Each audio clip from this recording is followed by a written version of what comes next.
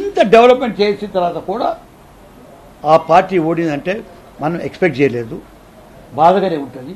కానీ కారణాలు కూడా తెలుసుకోవాలి. మనతో ఏడ్చి లాభం లేదు. మొన్న మీటింగ్ చేసి నేను మీటింగ్లో అటెండ్ చేసిన, నేను అన్ని సీక్రెట్ మీటింగ్లో ఏంది చెప్పాను. కానీ ఒక మాట ఏంటంటే పీపుల్ అన్న మాట లీడర్లకు తెలిసింది, అందుకే కట్ చేసుకోవాలి. మనకి టోటల్ ఏదో ఒక పార్టీనే నడిపిస్తుంది, ఒక ఫ్యామిలీనే నడిపిస్తుంది పార్టీ అనేది ఇంప్రెషన్ ఎంతో మనం ఇచ్చడము. దానివల్ల పీపులే కాదు, నీ కాడర్ దెబ్బతింటాను. ఏం చేసినా క్యాడర్ని ఎప్పటికీ ఎలిమినేట్ చేసుకోకూడదు, దూరం చేసుకోకూడదు. మన స్పీచ్ ఇవ్వడంతోనే వాడు తాళి కొట్టేంతలో మనతో ఒప్పుకుంటున్నట్టు కాదు, వాళ్ళతో ప్రేమ చెప్పేది.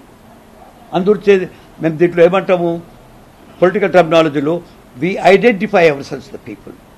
పార్టిసిపేట్ ఎలిమెంట్, వాడు నేను చేసిన ఇంత డెవలప్ అయితే నా వల్ల అయింది అని పీపుల్ ఫీల్ కావాలి. ఇప్పుడు ఆ స్టేజ్ దాటిపోయినాం. ఇప్పుడు షేరింగ్ ఎలిమెంట్ వచ్చింది. నాకేం లాభం వస్తున్నది ఈ రోడ్ వస్తే, నా ఈ నీళ్ళు అది అడుగుతున్నది ఇప్పుడు. కాబట్టి ఇవన్నీ మనం కలుపుకొని మాట్లాడుకుంటూ అవుతుంది. అది ఎక్కడనో ల్యాక్ అయిపోయి ఉండొచ్చు. ఇది as for as the background of my joining.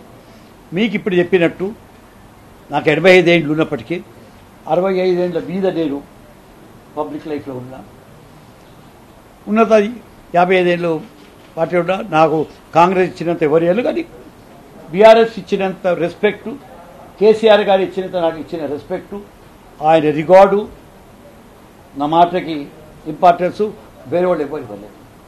I consider there for the top man was giving respect. Even is the workers, BRS workers are really educated.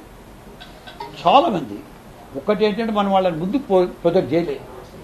Yadav ఉన్నాడు, Srinivas Yadav is a big community in this city.